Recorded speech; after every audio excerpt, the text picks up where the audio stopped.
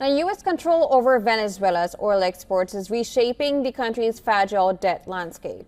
Washington has redirected proceeds from Venezuelan oil sales into an account it controls, cutting across long-standing oil for debt arrangements with China.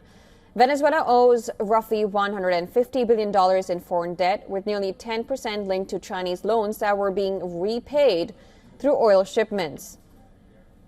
With oil sales accounting for Venezuela's main source of revenue, the move gives the U.S. significant leverage over how and when creditors are paid.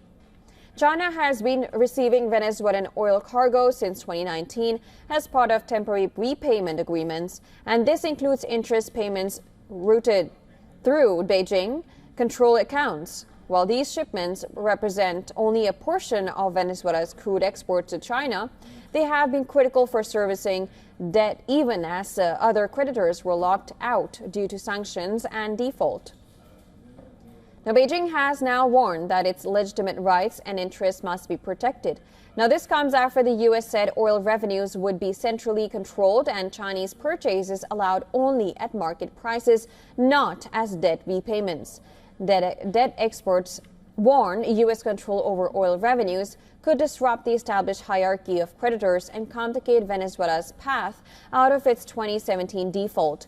Any push for China to accept losses could delay restructuring talks and prolong Venezuela's economic crisis. And more broadly, tensions over Venezuela's oil could spill into global debt negotiations. China remains the largest bilateral lender to developing nations and a key player in international restructuring frameworks. The outcome could shape not just Venezuela's recovery, but future sovereign debt deals worldwide.